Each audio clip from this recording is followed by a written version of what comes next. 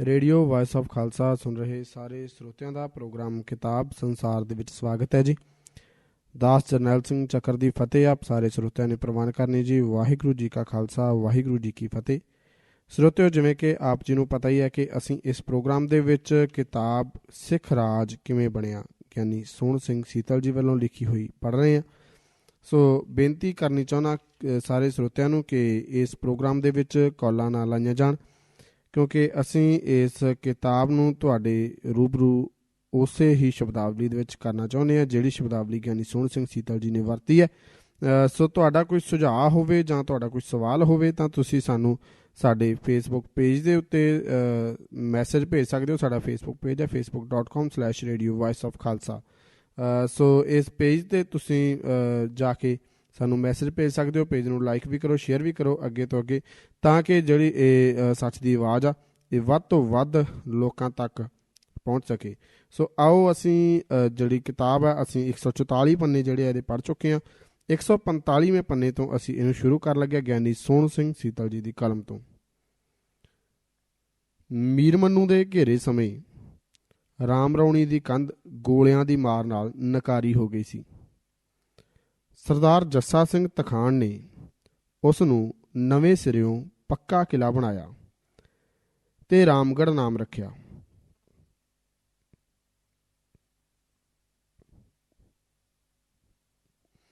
ਇਸੇ ਕਰਕੇ ਉਹ ਇਸ ਤੋਂ ਪਿੱਛੋਂ ਰਾਮਗੜ੍ਹੀਆ ਹੀ ਪ੍ਰਸਿੱਧ ਹੋ ਗਿਆ। ਸਿੰਘ ਇੰਨੇ ਦਲੇਰ ਹੋ ਗਏ ਸਨ ਕਿ ਉਹ ਲਾਹੌਰ ਦੀਆਂ ਕੰਧਾਂ ਤੱਕ ਮਾਰਾਂ ਮਾਰਨ ਲੱਗ ਪਏ। ਪੱਟੀ ਦਾ ਫੌਜਦਾਰ ਕਾਸਮ ਖਾਂ ਲਾਹੌਰ ਨੂੰ ਜਾ ਰਿਹਾ ਸੀ। ਉਹ ਇੱਕ ਪੜਾਅ ਹੀ ਲਾਹੌਰੋਂ ਦੂਰ ਸੀ ਜਾਂ ਫਰਵਰੀ 1754 ਈਸਵੀ 8000 ਸਿੰਘਾਂ ਦਾ ਜਥਾ ਜਾ ਪਿਆ। ਕਾਸਮ ਖਾਂ ਲੜਾਈ ਵਿੱਚ ਹਾਰ ਕੇ ਨੱਸ ਗਿਆ ਤੇ ਸਿੰਘਾਂ ਉਹਦਾ ਡੇਰਾ ਲੁੱਟ ਲਿਆ। ਇੱਥੋਂ ਅੱਗੇ ਵੱਧ ਕੇ ਸਿੰਘ ਏਮਨਾਬਾਦ ਦੇ ਫੌਜਦਾਰ ਮਿਰਜ਼ਾ ਖਵਾਜਾ ਨਾਲ ਲੜੇ। ਉਹਦਾ ਇਲਾਕਾ ਲੁੱਟ ਕੇ ਸਿੰਘ ਫੇਰ ਲਾਹੌਰ ਨੂੰ ਪਰਤ ਪਏ। ਸ਼ੇਖੂਪੁਰੇ ਦੇ ਜੱਟਾਂ ਨੇ ਸਰਜਾ ਸਿੰਘ, ਗਰਜਾ ਸਿੰਘ ਆਦਿ 5 ਸਿੰਘ ਘੇਰੇ ਵਿੱਚ ਲੈ ਕੇ ਕਤਲ ਕਰ ਦਿੱਤੇ। ਸਰਦਾਰ ਬਾਘ ਸਿੰਘ ਹੱਲੋਵਾਲੀਏ ਨੂੰ ਪਤਾ ਲੱਗਾ ਤਾਂ ਉਹ ਜਥਾ ਲੈ ਕੇ ਪਿੰਡ ਉੱਤੇ ਜਾ ਪਿਆ। ਸਾਰਾ ਪਿੰਡ ਲੁੱਟ ਲਿਆ ਤੇ 50 ਕਵੈਰੀ ਕਤਲ ਕਰ ਦਿੱਤੇ। ਸਰਦਾਰ ਜੱਸਾ ਸਿੰਘ ਤੇ ਸਰਦਾਰ ਹਰੀ ਸਿੰਘ ਕਲਾਨੌਰ ਉੱਤੇ ਜਾ ਪਏ। ਇਹ ਜਸਪਤ ਲਖਪਤ ਦਾ ਪੁਰਾਣਾ ਪਿੰਡ ਸੀ। ਸਿੰਘਾਂ ਨੇ ਸਾਰਾ ਕਸਬਾ ਲੁੱਟ ਲਿਆ ਤੇ ਲਖਪਤ ਦੇ ਕਈ ਸੰਬੰਧੀ ਕਤਲ ਕੀਤੇ। ਇੱਥੋਂ ਅੱਗੇ ਵੱਧ ਕੇ ਸਿੰਘਾਂ ਨੇ ਪਠਾਨਕੋਟ ਤੇ ਸੁਜਾਨਪੁਰ ਲੁੱਟ ਲਏ। ਸਰਦਾਰ ਚੜਤ ਸਿੰਘ ਤੇ ਸਰਦਾਰ ਜੱਸਾ ਸਿੰਘ 500 ਸਵਾਰ ਸਣੇ ਤੁਰਕੀ ਕੀ ਭੇਸ ਕਰਕੇ ਇੱਕ ਸ਼ਾਮ ਨੂੰ ਲਾਹੌਰ ਵਿੱਚ ਜਾ ਵੜੇ। ਪਰੀ ਮਹਿਲ ਤੇ ਰੰਗ ਮਹਿਲ ਵਿੱਚੋਂ ਧਨਾੜ ਮੁਗਲਾਂ ਦੇ ਘਰ ਲੁੱਟ ਕੇ ਉਹ ਵੈਰੀ ਦੀ ਫੌਜ ਦੇ ਉੱਠਣ ਤੋਂ ਪਹਿਲਾਂ ਹੀ ਰਾਵੀ ਦੇ ਝੱਲਾਂ ਵਿੱਚ ਜਾ ਵੜੇ। ਮੋਮਨ ਖਾਂ ਸਿੰਘਾਂ ਨੂੰ ਸੋਧਣ ਵਾਸਤੇ ਗਸ਼ਤੀ ਫੌਜ ਲੈ ਕੇ ਮਗਰ ਚੜ੍ਹਿਆ। ਸਿੰਘਾਂ ਨੇ ਛਾਪੇ ਮਾਰ-ਮਾਰ ਕੇ ਗਸ਼ਤੀ ਫੌਜ ਦਾ ਬੜਾ ਨੁਕਸਾਨ ਕੀਤਾ। ਮੋਮਨ ਖਾਂ ਦਾ ਸਿੰਘਾਂ ਨਾਲ ਤਾਂ ਕੋਈ ਜ਼ੋਰ ਨਾ ਚੱਲਦਾ, ਪਰ ਉਹ ਸਾਰੇ ਬਦਲੇ ਅਮਨ ਨਾਲ ਕਿਰਤ ਕਰਨ ਵਾਲੇ ਸਿੰਘਾਂ ਦੇ ਸੰਬੰਧੀਆਂ ਤੋਂ ਲੈਂਦਾ। ਇਹਨਾਂ ਮਾਰਾਂ ਧਾੜਾਂ ਵਿੱਚ ਸਾਰਾ ਦੇਸ਼ ਵੀਰਾਨ ਹੋ ਗਿਆ। ਕੁਝ ਸਿੰਘਾਂ ਨੇ ਲੁੱਟ ਖਾਧਾ ਤੇ ਕੁਝ ਗਸ਼ਤੀ ਫੌਜਾਂ ਨੇ। ਮੋਮਨ ਖਾਂ ਇਲਾਕੇ ਦੇ ਚੌਧਰੀਆਂ ਨੂੰ ਸਿੰਘ ਫੜਾਉਣ ਵਾਸਤੇ ਇਨਾਮ ਦਾ ਲਾਲਚ ਦਿੰਦਾ, ਪਰ ਡਰਦਾ ਕੋਈ ਵੀ ਇਸ ਕੰਮ ਲਈ ਤਿਆਰ ਨਾ ਹੁੰਦਾ। ਇੱਕ ਦਿਨ ਨਵਾਬ ਕਪੂਰ ਸਿੰਘ ਨੇ ਦਲ ਖਾਲਸੇ ਵਿੱਚ ਕਿਹਾ, ਹੈ ਕੋਈ ਸੂਰਮਾ ਜੋ ਮੋਮਨ ਖਾਂ ਦਾ ਸਿਰ ਲਿਆਵੇ? ਭਾਈ ਮਨੀ ਸਿੰਘ ਜੀ ਦਾ ਭਤੀਜਾ ਸਰਦਾਰ ਅਗੜ ਸਿੰਘ ਇਸ ਕੰਮ ਵਾਸਤੇ ਉੱਠਿਆ। ਪੰਥ ਨੇ ਉਹਦੀ ਸਫਲਤਾ ਵਾਸਤੇ ਅਰਦਾਸ ਕੀਤੀ ਤੇ ਉਹ ਲਾਹੌਰ ਨੂੰ ਵਿਦਿਆ ਹੋਇਆ। ਉਹ ਭੇਸ ਬਦਲ ਕੇ ਮੋਮਨ ਖਾਂ ਦੇ ਤਵੇਲੇ ਵਿੱਚ ਜਾ ਨੌਕਰ ਹੋਇਆ। ਉਸ ਨੂੰ ਆਗਿਆਕਾਰ ਤੇ ਅਣਥੱਕ ਸੇਵਕ ਸਮਝ ਕੇ ਮੋਮਨ ਖਾਂ ਹਰ ਵੇਲੇ ਆਪਣੇ ਨਾਲ ਰੱਖਣ ਲੱਗ ਪਿਆ। ਇੱਕ ਦਿਨ ਮੋਮਨ ਖਾਂ ਮੱਛੀਆਂ ਫੜਨ ਵਾਸਤੇ ਦਰਿਆ ਰਾਵੀ ਉੱਤੇ ਗਿਆ ਤਾਂ ਅਗੜ ਸਿੰਘ ਨੂੰ ਨਾਲ ਲੈ ਗਿਆ। ਮੋਮਨ ਖਾਂ ਅਗੜ ਸਿੰਘ ਨੂੰ ਘੋੜੀ ਫੜਾ ਕੇ ਬੇੜੀ ਤੇ ਚੜ੍ਹਨ ਲੱਗਾ ਤਾਂ ਅਗੜ ਸਿੰਘ ਨੇ ਤਲਵਾਰ ਨਾਲ ਮੋਮਨ ਖਾਂ ਦਾ ਸਿਰ ਲਾਹ ਲਿਆ ਤੇ ਘੋੜੀ ਤੇ ਚੜ੍ਹ ਕੇ ਭਜਾ ਲੈ ਗਿਆ। ਉਸਨੇ ਸਿਰ ਨਵਾਬ ਕਪੂਰ ਸਿੰਘ ਦੇ ਸਾਹਮਣੇ ਜਾ ਧਰਿਆ। ਨਵਾਬ ਨੇ ਅਗੜ ਸਿੰਘ ਨੂੰ ਛਾਤੀ ਨਾਲ ਲਾ ਲਿਆ। ਮੋਮਨ ਖਾਂ ਦੀ ਘੋੜੀ ਤੇ ਤਲਵਾਰ ਸਰਦਾਰ ਅਗੜ ਸਿੰਘ ਕੋਲ ਨਿਸ਼ਾਨੀ ਵਜੋਂ ਰਹਿਣ ਦਿੱਤੀ ਗਈ ਤੇ ਪੰਥ ਵੱਲੋਂ ਉਸ ਨੂੰ ਸਰੋਪਾ ਬਖਸ਼ਿਆ ਗਿਆ। ਇਸ ਘਟਨਾ ਨੇ ਹਾਕਮਾਂ ਦੇ ਦਿਲਾਂ ਅੰਦਰ ਡਾਢਾ ਭੈ ਪੈਦਾ ਕਰ ਦਿੱਤਾ।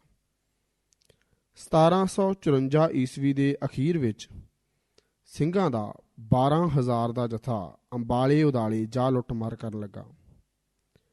ਸਰਹੰਦ ਦੇ ਨੇੜੇ ਜਾ ਕੇ ਸਿੰਘਾਂ ਦੇ ਜਜ਼ਬਾਤ ਭੜਕ ਉੱਠਦੇ ਸਨ। ਸੋ ਇਸ ਵਾਰ ਵੀ ਸਿੰਘਾਂ ਨੂੰ ਧਾਵਾ ਕਰਕੇ ਸਰਹੰਦ ਦਾ ਕਸਬਾ ਜਾ ਲੁੱਟਿਆ ਤੇ ਫਿਰ ਠੀਕਰੀ ਵਾਲੇ ਨੂੰ ਨਿਕਲ ਗਏ।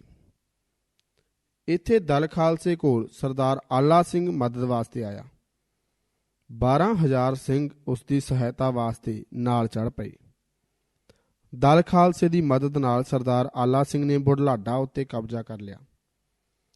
1755 ਈਸਵੀ ਦੇ ਆਰੰਭ ਵਿੱਚ ਸਿੰਘਾਂ ਦਾ ਇੱਕ ਜਥਾ ਫਿਰ ਲਾਹੌਰ ਕੋਲ ਆ ਲੁੱਟਮਾਰ ਕਰਨ ਲੱਗਾ। ਲਾਹੌਰ ਦਾ ਸੂਬੇਦਾਰ ਉਦੋਂ ਖਵਾਜਾ ਮਿਰਜ਼ਾ ਸੀ। ਉਸਨੇ ਆਪਣੇ ਭਰਾ ਖਵਾਜਾ ਕਾਜ਼ੀ ਨੂੰ ਫੌਜ ਦੇ ਕੇ ਭੇਜਿਆ ਤਾਂ ਸਿੰਘ ਦੁਆਬਾ ਜਲੰਧਰ ਨੂੰ ਨਿਕਲ ਗਏ। ਕੁਤਬ ਖਾਂ ਰੋਹੇਲੇ ਨੇ ਬਾਦਸ਼ਾਹ ਦਿੱਲੀ ਦੇ ਵਿਰੁੱਧ ਬਾਗੀ ਹੋ ਕੇ ਸਰਹੰਦ ਉੱਤੇ ਕਬਜ਼ਾ ਕਰ ਲਿਆ ਤੇ ਉਤੋਂ ਦੇ ਸੂਬੇਦਾਰ ਸਦੀਕ ਬੇਗ ਨੂੰ ਕੱਢ ਦਿੱਤਾ। ਰੋਹੇਲੇ ਦੀ ਤਾਕਤ ਵੱਧਦੀ ਵੇਖ ਕੇ ਅਦੀਨਾ ਬੇਗ ਨੂੰ ਫਿਕਰ ਬਣ ਗਿਆ। ਉਸਨੇ ਦਲ ਖਾਲਸੇ ਤੋਂ ਮਦਦ ਹਾਸਲ ਕਰ ਲਈ। ਉਹ 50,000 ਅਸਵਾਰ ਤੇ 50,000 ਪੈਦਲ ਲੈ ਕੇ ਰੋਹੇਲੇ ਦੇ ਵਿਰੁੱਧ ਚੜ੍ਹਿਆ। 11 ਅਪ੍ਰੈਲ 1755 ਈਸਵੀ ਨੂੰ ਰੋਪੜ ਕੋਲ ਬੜੀ ਭਾਰੀ ਲੜਾਈ ਹੋਈ, ਜਿਸ ਵਿੱਚ ਕੁਤਬ ਖਾਂ ਰੋਹੇਲਾ ਤੇ ਉਸ ਦਾ ਮਦਦਗਾਰ ਜਮਾਲ ਖਾਂ ਮਲੇਰਕੋਟਲੇ ਵਾਲੇ ਮਾਰੇ ਗਏ।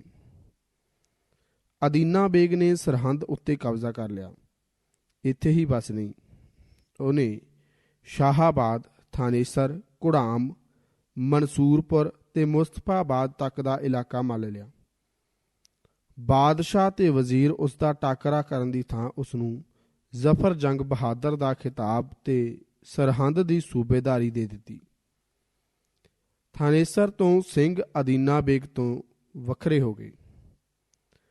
ਉਹ ਜੈਪੁਰ ਦੇ ਰਾਜਾ ਮਾਧੋ ਸਿੰਘ ਦੇ ਇਲਾਕੇ ਵਿੱਚ ਜਾ ਵੜੇ ਤੇ ਨਾਰਨੌਲ ਤੇ ਕਨੌਦ ਦਾ ਇਲਾਕਾ ਜਾ ਲੁੱਟਿਆ। ਮਾਧੋ ਸਿੰਘ ਨੇ ਮਦਦ ਵਾਸਤੇ ਮਰਹੱਟੇ ਸੱਦ ਲਏ ਤਾਂ ਸਿੰਘ ਪਿੱਛੇ ਪੰਜਾਬ ਨੂੰ ਪਰਤ ਆਏ। ਮੁਰਾਦ ਬੇਗਮ ਦੀ ਮਦਦ ਵਾਸਤੇ ਜਿਹੜੇ ਜਰਨੈਲ ਲਾਹੌਰ ਆਉਂਦੇ ਰਹੇ, ਸਿੰਘ ਉਹਨਾਂ ਨਾਲ ਦਲੇਰਾਨਾ ਟੱਕਰਦੇ ਰਹੇ।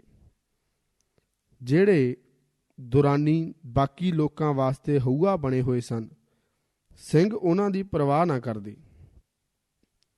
ਉਹ ਜਰਨੈਲ ਸਿੰਘਾਂ ਦੇ ਮਗਰ ਜੇ ਜਰਾ ਕੁ ਝੱਲਾਂ ਵਿੱਚ ਵੜਨ ਦੀ ਭੁੱਲ ਕਰਦੇ ਤਾਂ ਸਿੰਘਾਂ ਦੇ ਹੱਥੋਂ ਨੁਕਸਾਨ ਉਠਾ ਕੇ ਵਾਪਸ ਮੁੜਦੇ। ਇੱਕ ਦਿਨ ਸਿੰਘਾਂ ਦਾ ਇੱਕ ਜਥਾ ਕਸੂਰ ਵਿੱਚ ਜਾ ਵੜਿਆ ਤੇ ਮਨ ਭਾਉਂਦੀ ਲੁੱਟਮਾਰ ਕਰਕੇ ਨਿਕਲ ਗਿਆ। ਗਸ਼ਤੀ ਫੌਜ ਹੁਣ ਵੀ ਇਲਾਕੇ ਵਿੱਚ ਫਿਰਦੀ ਸੀ, ਪਰ ਉਹ ਸਿੰਘਾਂ ਦੇ ਜਥੇ ਦੇ ਸਾਹਮਣੇ ਹੋਣ ਦਾ ਹੌਸਲਾ ਨਾ ਕਰਦੀ। ਸਿੰਘਾਂ ਦੀ ਦੱਸ ਚੜ੍ਹਦੇ ਵਿੱਚ ਪੈਂਦੀ ਤਾਂ ਸ਼ਾਹੀ ਫੌਜ ਲਹਿੰਦੇ ਵੱਲ ਹੋ ਤੁਰਦੀ ਤੇ ਜੇ ਸਿੰਘ ਪਿੰਡ ਦੀ ਪਹਾੜ ਦੀ ਬਾਹਵੀ ਉੱਤੇ ਧਾਵਾ ਬੋਲਦੇ ਤਾਂ ਸਰਕਾਰੀ ਫੌਜ ਦੇ ਕੋਹ ਦੱਖਣ ਵੱਲ ਨਿਕਲ ਜਾਂਦੀ। ਉਸ ਵੇਲੇ ਸਭ ਤੋਂ ਵੱਡੀ ਤੇ ਜਥੇਬੰਦ ਤਾਕਤ ਪੰਜਾਬ ਵਿੱਚ ਸਿੰਘਾਂ ਦੀ ਹੀ ਸੀ। ਇਸ ਗੱਲ ਨੂੰ ਲਾਹੌਰ ਦੇ ਹਾਕਮ ਤੇ ਦੇਸ਼ ਦੀ ਪਰਜਾ ਚੰਗੀ ਤਰ੍ਹਾਂ ਸਮਝ ਗਏ ਸਨ। ਲੋਕ ਆਏ ਦਿਨ ਦੇ ਲੁੱਟੇ ਜਾਣ ਤੋਂ ਤੰਗ ਆ ਗਏ ਸਨ। ਉਹਨਾਂ ਨੂੰ ਕਿਸੇ ਅਜਿਹੇ ਮਾਲਕ ਦੀ ਲੋੜ ਸੀ ਜੋ ਉਹਨਾਂ ਦੇ ਜਾਨ ਮਾਲ ਦੀ ਰਾਖੀ ਕਰੇ, ਤੇ ਅਜਿਹਾ ਮਾਲਕ ਉਹਨਾਂ ਨੂੰ ਕੇਵਲ ਦਲ ਖਾਲਸਾ ਹੀ ਨਜ਼ਰ ਆਉਂਦਾ ਸੀ। ਦੂਜੇ ਪਾਸੇ ਦਲ ਖਾਲਸਾ ਦੇ ਸਰਦਾਰ ਵੀ ਸਮਝਦੇ ਸਨ ਕਿ ਸਿੱਖ ਰਾਜ ਸਥਾਪਨ ਕਰਨ ਦਾ ਇਹੋ ਸਮਾਂ ਹੈ, ਕਿਉਂਕਿ ਪੰਜਾਬ ਵਿੱਚ ਰਾਜ ਕਰਨ ਯੋਗ ਹੋਰ ਕੋਈ ਤਾਕਤ ਨਹੀਂ ਰਹੀ। ਸੋ ਉਹਨਾਂ ਨੇ ਮੁਲਕ ਉੱਤੇ ਅਧਿਕਾਰ ਜਮਾਉਣ ਦਾ ਇਰਾਦਾ ਬਣਾ ਲਿਆ। ਪਰਜਾ ਨੂੰ ਕਿਸੇ ਮਾਲਕ ਦੀ ਲੋੜ ਸੀ ਤੇ ਸਿੰਘਾਂ ਨੂੰ ਪੰਜਾਬ ਦਾ ਮਾਲਕ ਬਣਨ ਦੀ। ਦੋਹਾਂ ਦਾ ਆਪਸ ਵਿੱਚ ਸਮਝੌਤਾ ਹੋ ਗਿਆ। ਸਿੰਘਾਂ ਨੇ ਪਰਜਾ ਵਿੱਚ ਢੰਡੋਰਾ ਪਿਟਵਾ ਦਿੱਤਾ। ਜਿਹੜਾ ਪਿੰਡ, ਇਲਾਕਾ ਜਾਂ ਚੌਧਰੀ ਆਪਣੀ ਹਰ ਫਸਲ ਵਿੱਚੋਂ 5ਵਾਂ ਹਿੱਸਾ ਦਲ ਖਾਲਸਾ ਦੀ ਭੇਟਾ ਕਰੇਗਾ, ਦਲ ਉਸ ਦੀ ਹਰ ਤਰ੍ਹਾਂ ਦੀ ਰੱਖਿਆ ਕਰੇਗਾ। ਕੇਵਲ ਇੰਨਾ ਹੀ ਨਹੀਂ ਕਿ ਸਿੰਘ ਆਪ ਉਹਦੇ ਇਲਾਕੇ ਵਿੱਚ ਲੁੱਟਮਾਰ ਨਹੀਂ ਕਰਨਗੇ, ਸਗੋਂ ਉਹਨਾਂ ਨੂੰ ਹੋਰ ਲੁਟੇਰਿਆਂ ਜਾਂ ਸਰਕਾਰੀ ਫੌਜਾਂ ਦੇ ਹੱਥੋਂ ਲੁੱਟੇ ਜਾਣ ਤੋਂ ਬਚਾਉਣਗੇ। ਨਿੱਤ ਦੇ ਸਰਕਾਰੀ ਮਾਮਲੇ ਜਾਂ ਉਗਰਾਹੀਆਂ ਦੇ ਥਾਂ ਉਹਨਾਂ ਨੂੰ 6 ਮਹੀਨੇ ਪਿੱਛੋਂ ਹਾੜੀ ਸੌਣੀ ਹੋਈ ਫਸਲ ਦਾ 5ਵਾਂ ਹਿੱਸਾ ਦੇਣਾ ਪਏਗਾ। ਇਹ ਸੁਣ ਕੇ ਪਿੰਡਾਂ ਦੇ ਪਿੰਡ ਤੇ ਇਲਾਕਿਆਂ ਦੇ ਇਲਾਕੇ ਸਿੰਘਾਂ ਦੇ ਅਧੀਨ ਹੋ ਗਏ। ਇਸ ਪ੍ਰਬੰਧ ਨੂੰ ਦਲ ਖਾਲਸਾ ਦੀ ਰਾਖੀ ਆਖਦੇ ਹਨ। ਦਰਿਆ ਸਤਲੁਜ, ਬਿਆਸ, ਰਾਵੀ ਤੇ ਝਨਾਹ ਦੇ ਦੋਹੀਂ ਪਾਸੇ ਵਸਣ ਵਾਲੇ ਦਲ ਖਾਲਸੇ ਦੀ ਰਾਖੀ ਵਿੱਚ ਆ ਗਏ। ਕੋਈ ਟਾਵੇਂ ਪਿੰਡ ਜਾਂ ਇਲਾਕੇ ਹੀ ਆਕੀ ਰਹਿ ਗਏ। ਸਿੰਘ ਇਲਾਕੇ ਵਿੱਚ ਚੱਕਰ ਲਾਉਂਦੇ ਫਿਰਦੇ, ਆਪਣੀ ਰਾਖੀ ਵਿੱਚ ਆ ਚੁੱਕੇ ਪਿੰਡਾਂ ਦੀ ਰਾਖੀ ਕਰਦੇ ਤੇ ਆਕੀ ਪਿੰਡਾਂ ਨੂੰ ਲੁੱਟ ਲੈਂਦੇ। ਲਾਹੌਰ ਸਰਕਾਰ ਹੀ ਹਕੂਮਤ ਸ਼ਹਿਰਾਂ ਤੇ ਕਿਲਿਆਂ ਦੀਆਂ ਕੰਧਾਂ ਦੇ ਅੰਦਰ ਹੀ ਰਹਿ ਗਈ ਸੀ। ਕੋਈ ਅਫਸਰ ਬਾਹਰ ਨਿਕਲਣ ਦੀ ਦਲੇਰੀ ਕਰਦਾ ਤਾਂ ਸਿੰਘਾਂ ਦੇ ਕਿਸੇ ਨਾ ਕਿਸੇ ਜਥੇ ਹੱਥੋਂ ਨੁਕਸਾਨ ਉਠਾ ਕੇ ਵਾਪਸ ਪਰਤਦਾ। ਦੁਰਾਨੀ ਜਰਨੈਲ ਜੰਗਬਾਜ਼ ਖਾਂ ਦੇ ਆਉਣ ਉੱਤੇ ਜਮੀਲੂਦੀਨ ਲਾਹੌਰ ਦਾ ਖਜ਼ਾਨਾ ਲੈ ਕੇ ਦਿੱਲੀ ਨੂੰ ਉੱਠ ਨੱਸਿਆ ਸੀ, ਪਰ ਸਿੰਘਾਂ ਨੇ ਸਤਲੁਜ ਨਾ ਟੱਪਣ ਦਿੱਤਾ ਜਾਂ ਫਲੌਰ ਕੋਲ ਸਭ ਕੁਝ ਲੁੱਟ-ਪੁੱਟ ਲਿਆ। ਸੱਖਣੀ ਜਾਨ ਲੈ ਕੇ ਜਮੀਲੂਦੀਨ ਦਿੱਲੀ ਜਾ ਵੜਿਆ। ਮੁਲਕ ਰਾਖੀ ਵਿੱਚ ਲੈ ਕੇ ਦਲ ਖਾਲਸਾ ਨੇ ਆਪਣੇ ਜਥੇ ਇਲਾਕਿਆਂ ਵਿੱਚ ਵੰਡ ਦਿੱਤੇ, ਜੋ ਫਿਰ ਕੇ ਰਾਖੀ ਕਰਨ ਲੱਗੇ। ਸਰਦਾਰ ਕਰੋੜਾ ਸਿੰਘ ਤੇ ਬਾਬਾ ਦੀਪ ਸਿੰਘ ਸ਼ਹੀਦ ਦੇ ਜਥੇ ਸਤਲੁਜ ਤੋਂ ਦੱਖਣ ਵੱਲ ਚਲੇ ਗਏ। ਸਿੰਘਪੁਰੀਏ ਤੇ ਆਲੂਵਾਲੀਏ ਦਰਿਆ ਘਾਰਾ ਦੇ ਦੋਹੀਂ ਪਾਸਿਆਂ ਰਾਖੀ ਕਰਨ ਲਈ ਥਾਪੇ ਗਏ। ਨਕਈ ਮਿਸਲ ਦੇ ਹਵਾਲੇ ਨੱਕੇ ਦਾ ਇਲਾਕਾ, ਚੂਣੀਆਂ ਤਹਿਸੀਲ ਤੇ ਉਸ ਦੇ ਨਾਲ ਲੱਗਦਾ ਇਲਾਕਾ ਕੀਤਾ ਗਿਆ।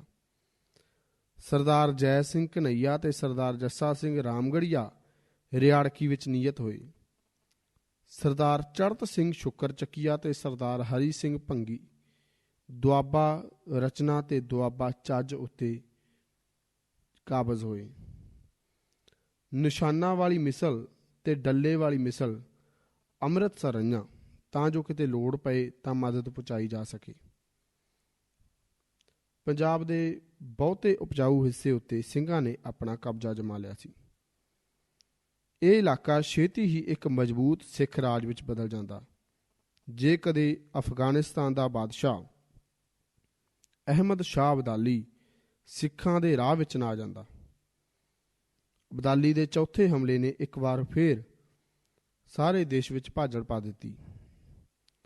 ਇਸ ਵਾਰ ਅਹਿਮਦ ਸ਼ਾਹ ਅਬਦਾਲੀ ਨੂੰ ਸੱਦਣ ਵਾਲੇ ਨਜੀਬੁਦੌਲਾ ਮੁਰਾਦ ਬੇਗਮ ਤੇ ਦਿੱਲੀ ਦਾ ਬਾਦਸ਼ਾਹ ਆਲਮਗੀਰ ਦੂਜਾ ਸੀ। ਅਬਦਾਲੀ 15 ਨਵੰਬਰ 1756 ਈਸਵੀ ਨੂੰ ਪਿਸ਼ਾਵਰ ਤੋਂ ਤੁਰਿਆ ਤੇ 20 ਦਸੰਬਰ ਨੂੰ ਲਾਹੌਰ ਆ ਪੁੱਜਾ। ਉਹ 12 ਦਿਨ ਲਾਹੌਰ ਰਿਹਾ ਤੇ ਉੱਥੇ ਅਮੀਰਾਂ ਕੋਲੋਂ ਨਜ਼ਰਾਨੇ ਲਏ। ਰਾਹ ਵਿਚਲਾ ਇਲਾਕਾ ਸਾਰਾ ਲੁੱਟ ਲਿਆ ਗਿਆ ਸੀ। ਅਬਦਾਲੀ ਨੇ ਜਹਾਨ ਖਾਂ ਨੂੰ ਜਲੰਧਰ ਦੁਆਬਾ ਵੱਲ ਭੇਜਿਆ। ਅਦੀਨਾ ਬੇਗ ਡਰਦਾ ਹਾਂਸੀ ਹਿਸਾਰ ਨੂੰ ਨੱਸ ਗਿਆ ਤੇ ਜਹਾਨ ਖਾਂ ਨੇ ਸਾਰਾ ਦੁਆਬਾ ਲੁੱਟ ਕੇ ਤਬਾਹ ਕਰ ਦਿੱਤਾ। ਅਦੀਨਾ ਬੇਗ ਹਾਂਸੀ ਛੱਡ ਕੇ ਫਿਰ ਸਣੇ ਪਰਿਵਾਰ ਕਾਂਗੜੇ ਦੇ ਪਹਾੜਾਂ ਵਿੱਚ ਜਾ ਲੁਕਿਆ। ਲਾਹੌਰੋਂ ਅਬਦਾਲੀ ਨੇ ਸਿੱਧਾ ਦਿੱਲੀ ਦਾ ਰੁਖ ਕੀਤਾ। ਉਹ 10 ਜਨਵਰੀ 1751 ਈਸਵੀ ਨੂੰ ਦਰਿਆ ਸਤਲੁਜ ਟੱਪਿਆ। ਮੁਰਾਦ ਬੇਗਮ ਉਸ ਨੂੰ ਕਰਨਾਲ ਆ ਮਿਲੀ ਤੇ ਨਜੀਬੁਦੌਲਾ ਨਰੇਲਾ ਕੋਲ 16 ਜਨਵਰੀ ਨੂੰ 19 ਜਨਵਰੀ ਨੂੰ ਦਿੱਲੀ ਦਾ ਵਜ਼ੀਰ ਗਾਜ਼ੀਉਦੀਨ ਅਬਦਾਲੀ ਦੇ ਕੈਂਪ ਵਿੱਚ ਹਾਜ਼ਰ ਹੋਇਆ, ਜੋ 20 ਜਨਵਰੀ ਨੂੰ ਕੈਦ ਕਰ ਲਿਆ ਗਿਆ। 28 ਜਨਵਰੀ 1757 ਈਸਵੀ ਨੂੰ ਅਬਦਾਲੀ ਦਿੱਲੀ ਵਿੱਚ ਦਾਖਲ ਹੋਇਆ। ਇਸ ਵਾਰ ਪਿਸ਼ਾਵਰ ਤੋਂ ਤੁਰ ਕੇ ਦਿੱਲੀ ਤੱਕ ਉਸ ਨੂੰ ਇੱਕ ਵੀ ਗੋਲੀ ਨਾ ਚਲਾਉਣੀ ਪਈ। ਦਿੱਲੀ ਵਿੱਚ ਵੜਦਿਆਂ ਹੀ ਉਸਨੇ ਸ਼ਹਿਰ ਲੁੱਟਣਾ ਸ਼ੁਰੂ ਕਰ ਦਿੱਤਾ। ਮੁਰਾਦ ਬੇਗਮ ਨੇ 10-10 ਕੇ ਅਮੀਰਾਂ ਦੇ ਘਰ ਲੁਟਾਏ। ਇੱਥੇ ਹੀ ਬਸ ਨਹੀਂ, ਬੇਗਮ ਨੇ ਇਹ ਵੀ ਦੱਸਿਆ ਕਿ ਕਿਸ ਅਮੀਰ ਦੇ ਘਰ ਸੁੰਦਰ ਲੜਕੀ ਜਾਂ ਇਸਤਰੀ ਹੈ। ਸਧਾਰਨ ਲੁੱਟ ਪਿੱਛੋਂ ਸ਼ਹਿਰ ਨੂੰ ਪੱਤੀਆਂ ਵਿੱਚ ਵੰਡ ਕੇ ਇੱਕ ਇੱਕ ਘਰ ਲੁੱਟਿਆ ਗਿਆ। ਲੁਕਿਆ ਹੋਇਆ ਮਾਲ ਕੱਢਣ ਵਾਸਤੇ ਘਰਾਂ ਦੇ ਫਰਸ਼ ਪੁੱਟੇ ਗਏ ਤੇ ਛੱਤਾਂ ਢਾਈਆਂ ਗਈਆਂ। ਪਿੱਛੋਂ ਘਰ ਪ੍ਰਤੀ ਚੰਦਾ ਲਾ ਕੇ ਉਗਰਾਇਆ ਗਿਆ। ਲੋਕਾਂ ਦੀਆਂ ਜਵਾਨ ਧੀਆਂ ਤੇ ਇਸਤਰੀਆਂ ਵਾਲਾਂ ਤੋਂ ਫੜ ਕੇ ਧੋਈਆਂ ਗਈਆਂ। ਦੁਰਾਨੀ ਸਿਪਾਹੀਆਂ ਦੀ ਵਾਸ਼ਨਾ ਪੂਰੀ ਕਰਨ ਵਾਸਤੇ ਨਿੱਤ ਨਵੇਂ ਸੂਰਜ ਘਰਾਂ ਤੋਂ ਇਸਤਰੀਆਂ ਕੱਢ ਕੇ ਲਿਆਂਦੀਆਂ ਜਾਂਦੀਆਂ। ਕਈਆਂ ਦੀ ਇਸੇ ਤਰ੍ਹਾਂ ਜਾਨ ਗਈ ਤੇ ਕਈਆਂ ਨੇ ਆਪਣੀ ਪੱਤ ਬਚਾਉਣ ਵਾਸਤੇ ਖੂਹਾਂ ਵਿੱਚ ਛਾਲਾਂ ਮਾਰ ਕੇ ਫਾਹ ਲੈ ਕੇ ਜ਼ਹਿਰ ਖਾ ਕੇ ਜਾਨ ਦੇ ਦਿੱਤੀ। ਇਸ ਤਰ੍ਹਾਂ ਦਿੱਲੀ ਦੇ ਹਜ਼ਾਰਾਂ ਵਸਨੀਕ ਆਤਮ ਘਾਤ ਕਰਕੇ ਮਰੇ ਤੇ ਹਜ਼ਾਰਾਂ ਦੁਰਾਨੀ ਸਿਪਾਹੀਆਂ ਦੇ ਹੱਥੋਂ ਕਤਲ ਕੀਤੇ ਗਏ। ਇਹ ਹਾਲਤ 1 ਮਹੀਨੇ ਤੱਕ ਰਹੀ। ਬਾਦਸ਼ਾਹ ਆਲਮਗੀਰ ਦੂਜੇ ਦੀ ਲੜਕੀ ਜ਼ੁਹਰਾ ਬੇਗਮ ਦਾ ਵਿਆਹ ਸ਼ਹਿਜ਼ਾਦਾ ਤੈਮੂਰ ਸ਼ਾਹ ਅਹਿਮਦ ਸ਼ਾਹ ਅਬਦਾਲੀ ਦਾ ਪੁੱਤਰ ਨਾਲ ਕੀਤਾ ਗਿਆ। ਸਹੀ ਅਰਥਾਂ ਵਿੱਚ ਅਜਿਹੇ ਵਿਆਹ ਲੁੱਟ ਦਾ ਮਾਲ ਹੀ ਹੁੰਦੇ ਨੇ। ਬਹਾਦਰ ਮੁਹੰਮਦ ਸ਼ਾਹ ਦੀ 16 ਸਾਲ ਦੀ ਕੁਆਰੀ ਲੜਕੀ ਹਜ਼ਰਤ ਬੇਗਮ ਅਬਦਾਲੀ ਨੇ ਆਪਣੇ ਘਰ ਪਾ ਲਈ। ਸ਼ਾਹੀ ਘਰਾਣੇ ਦੀਆਂ ਹੋਰ 17 ਲੜਕੀਆਂ ਤੇ 400 ਲੜਕੀਆਂ ਨਵਾਬਾਂ ਤੇ ਅਮੀਰਾਂ ਦੀਆਂ ਬਣ ਕੇ ਅਬਦਾਲੀ ਲੁੱਟ ਦੇ ਮਾਲ ਵਿੱਚ ਅਫਗਾਨਿਸਤਾਨ ਨੂੰ ਨਾਲ ਲੈ ਗਿਆ। ਇਹ ਸਭ ਮੁਰਾਦ ਬੇਗਮ ਨੇ 10-10 ਕੇ ਫੜਾਈਆਂ ਸਨ। 20 ਫਰਵਰੀ ਨੂੰ ਮੁਰਾਦ ਬੇਗਮ ਨੇ ਅਬਦਾਲੀ ਦੇ ਨਜ਼ਰਾਨਾ ਪੇਸ਼ ਕੀਤਾ।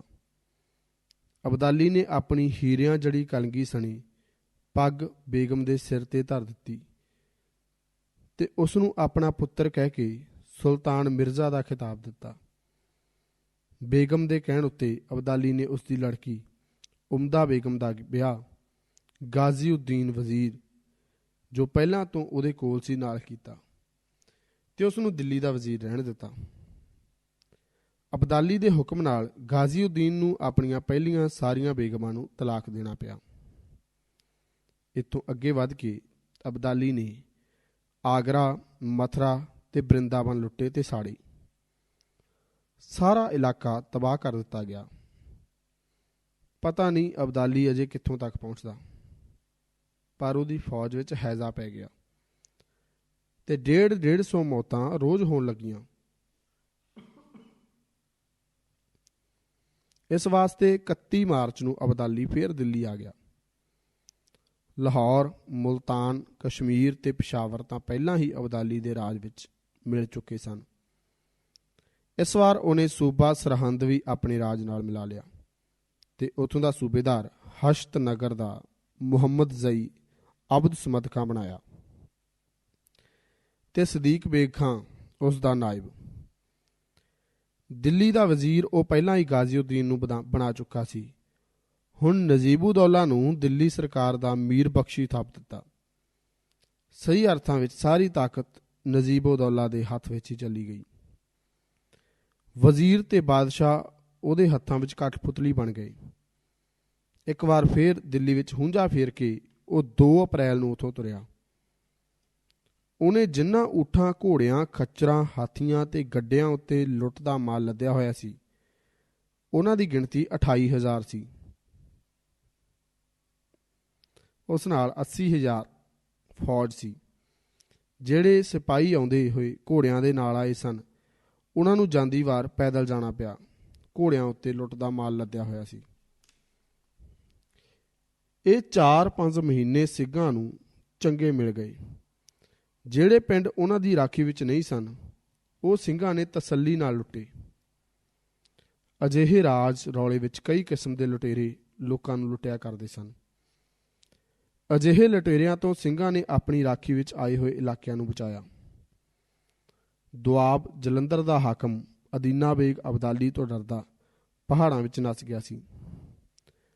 ਹਾਕਮ ਤੋਂ ਸੂੰਹਾਂ ਇਲਾਕਾ ਸਿੰਘਾਂ ਨੇ ਲੁੱਟ ਲਿਆ ਤੇ ਸਰਕਾਰੀ ਕਰਮਚਾਰੀਆਂ ਤੇ ਚੌਧਰੀਆਂ ਨੂੰ ਚੰਗੀਆਂ ਸਜ਼ਾਵਾਂ ਦਿੱਤੀਆਂ। ਜਿਸ ਵੇਲੇ ਦਿੱਲੀ ਲੁੱਟ ਕੇ ਅਬਦਾਲੀ ਵਾਪਸ ਮੁੜਿਆ, ਸਿੰਘ ਜਥੇ ਬਣਾ ਕੇ ਉਹਦੇ ਮਗਰ ਲੱਗ ਪਏ। ਉਹ ਹਰ ਪੜਾਅ ਉੱਤੇ ਰਾਤ ਛਾਪੇ ਮਾਰ ਕੇ ਅਬਦਾਲੀ ਦੀ ਫੌਜ ਨੂੰ ਲੁੱਟਣ ਲੱਗੇ। ਦੁਰਾਨੀ ਸਿਪਾਹੀ ਲੁੱਟ ਦੇ ਮਾਲ ਨਾਲ ਲੱਦੇ ਹੋਏ ਸਨ। ਇਸ ਹਾਲਤ ਵਿੱਚ ਉਹ ਟਾਕਰਾ ਕਰਨ ਤੋਂ ਅਸਮਰੱਥ ਸਨ ਤੇ ਫੋਕਾ ਰੋਹਬ ਕਿਸੇ ਦਾ ਸਿੱਖ ਮੰਨਦੇ ਹੀ ਨਹੀਂ ਸਨ। ਕਰਨਾਲ ਤੋਂ ਲੈ ਕੇ ਝਨਾਹ ਤੱਕ ਜਾਂਦਿਆਂ ਸਿੰਘਾਂ ਨੇ ਲੁੱਟ ਵਿੱਚੋਂ ਆਪਣਾ ਹਿੱਸਾ ਚੰਗਾ ਵੰਡਾ ਲਿਆ ਤੇ ਹਜ਼ਾਰਾਂ ਦੁਰਾਨੀ ਸਿਪਾਹੀਆਂ ਨੂੰ ਭਾਰ ਤੋਂ ਵਿਹਲੇ ਕਰ ਦਿੱਤਾ। ਕੁਛ ਦਿਨ ਅਬਦਾਲੀ ਲਾਹੌਰ ਰਿਹਾ ਤੇ ਇਲਾਕੇ ਦੇ ਹਾਕਮਾਂ ਦੀ ਵੰਡ ਕੀਤੀ। ਸਰਹੰਦ ਦਾ ਸੂਬੇਦਾਰ ਉਹ ਪਹਿਲਾਂ ਹੀ ਅਬਦ ਸਮਦ ਖਾਂ ਨੂੰ ਬਣਾਇਆ ਸੀ। ਜਲੰਧਰ ਦੁਆਬੇ ਦਾ ਫੌਜਦਾਰ ਨਾਸਰ ਅਲੀ ਥਾਪਿਆ। ਸਾਰੇ ਇਲਾਕੇ ਦੇ ਸਿਰ ਉੱਤੇ ਅਬਦਾਲੀ ਨੇ ਲਾਹੌਰ ਦਾ ਸੂਬੇਦਾਰ ਆਪਣੇ ਸ਼ਹਿਜ਼ਾਦੇ ਤੈਮੂਰ ਨੂੰ ਬਣਾਇਆ ਤੇ ਜਹਾਨ ਖਾਂ ਨੂੰ ਉਸ ਦਾ ਨਾਇਬ ਤੇ ਪ੍ਰਧਾਨ ਸੈਨਾਪਤੀ। ਸਿੱਖਾਂ ਨੇ ਰਾਤ ਛਾਪੇ ਮਾਰ ਕੇ ਦੁਰਾਨੀਆਂ ਦਾ ਨੱਕ ਦਮ ਕਰ ਦਿੱਤਾ ਸੀ। ਸੋ ਬਦਲਾ ਲੈਣ ਬਦਲੇ ਅਬਦਾਲੀ ਨੇ ਜਹਾਨ ਖਾਂ ਨੂੰ ਸਖਤ ਹੁਕਮ ਦਿੱਤਾ। ਸਿੰਘਾਂ ਦੇ ਮਗਰ ਗਸ਼ਤੀ ਫੌਜ ਚੜਾਈ ਗਈ।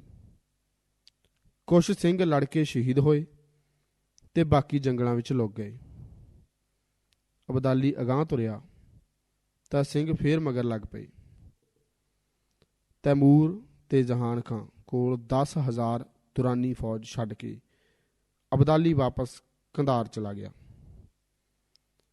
ਲਾਹੌਰ ਵਿੱਚ ਹਕੂਮਤ ਪੱਕੀ ਕਰਕੇ ਜਹਾਨ ਖਾਂ ਨੇ ਸਿੰਘਾਂ ਦੇ ਵਿਰੁੱਧ ਚੜ੍ਹਾਈ ਕੀਤੀ। ਉਸ ਵੇਲੇ ਪੰਜਾਬ ਉੱਤੇ ਰਾਜ ਕਰਨ ਦੇ 3 ਦਾਅਵੇਦਾਰ ਸਨ: ਦਿੱਲੀ ਦੇ ਮੁਗਲ, ਅਫਗਾਨਿਸਤਾਨ ਦੇ ਦੁਰਾਨੀ ਤੇ ਪੰਜਾਬ ਦੇ ਸਿੱਖ।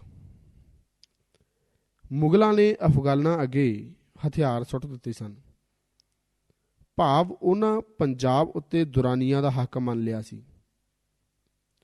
ਹੁਣ ਘੋਲ ਦੁਰਾਨੀਆਂ ਤੇ ਸਿੱਖਾਂ ਵਿੱਚ ਰਹਿ ਗਿਆ ਸੀ।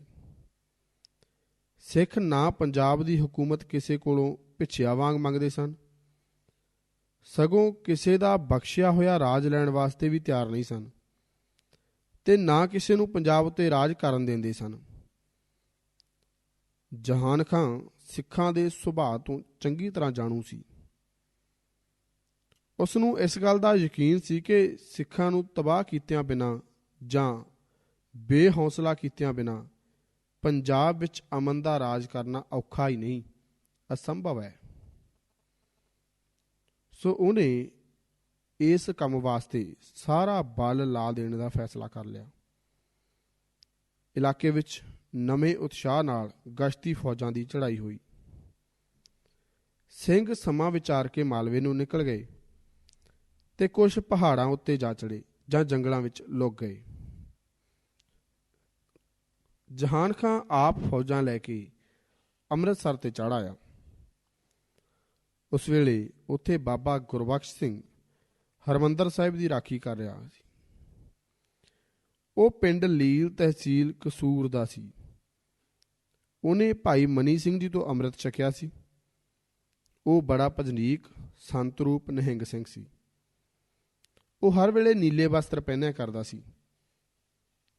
ਬਾਕੀ ਸਿੰਘ ਤਾਂ ਜੰਗਲਾਂ ਨੂੰ ਨੱਸ ਗਏ, ਪਰ ਬਾਬਾ ਗੁਰਬਖਸ਼ ਸਿੰਘ ਆਪਣੇ ਗਿਣਤੀ ਦੇ ਸਾਥੀਆਂ ਸਣੇ ਸ਼ਹੀਦੀ ਗਾਨੇ ਸਜਾ ਕੇ ਅਕਾਲ ਤਖਤ ਤੇ ਡਟਿਆ ਰਿਹਾ। ਜਹਾਨ ਖਾਂ ਨੇ ਹਮਲਾ ਕੀਤਾ ਤਾਂ ਬਾਬਾ ਗੁਰਬਖਸ਼ ਸਿੰਘ ਤੇ ਉਹਦੇ ਸਾਥੀ ਸੂਰਮਿਆਂ ਵਾਂਗ ਲੜ ਕੇ ਸ਼ਹੀਦ ਹੋਏ। ਉਹਨਾਂ ਦਾ ਨਾਂ ਸ਼ਹੀਦਗੰਜ ਸ੍ਰੀ ਅਕਾਲ ਤਖਤ ਸਾਹਿਬ ਦੇ ਪਿਛਲੇ ਪਾਸੇ ਹੈ। ਜਹਾਨ ਖਾਂ ਨੇ ਅੰਮ੍ਰਿਤਸਰ ਉੱਤੇ ਕਬਜ਼ਾ ਕਰ ਲਿਆ। ਉਹਨੇ ਉੱਥੋਂ ਦੇ ਗੁਰਦੁਆਰੇ ਢਾਹ ਦਿੱਤੇ ਤੇ ਸਰੋਵਰ ਪੂਰ ਦਿੱਤਾ। ਸਿੱਖਾਂ ਦਾ ਬਣਾਇਆ ਕਿਲ੍ਹਾ ਰਾਮਗੜ੍ਹ ਢਾਹ ਦਿੱਤਾ ਗਿਆ। ਉਹਦੇ ਵਿਚਲੇ ਕੁਛ ਸਿੱਖ ਸ਼ਹੀਦ ਕਰ ਦਿੱਤੇ। ਅੰਮ੍ਰਿਤਸਰ ਦੀ ਬੱਸੋਂ ਬੁਰੀ ਤਰ੍ਹਾਂ ਲੁੱਟੀ ਤੇ ਉਸ ਉੱਤੇ ਨਾ ਕਹੇ ਜਾਣ ਵਾਲੇ ਜ਼ੁਲਮ ਕੀਤੇ। ਉਸ ਵੇਲੇ ਸ਼ਹੀਦਾਂ ਦੀ ਮਿਸਲ ਦਮਦਮਾ ਸਾਹਿਬ ਤਲਵੰਡੀ ਬੈਠੀ ਸੀ।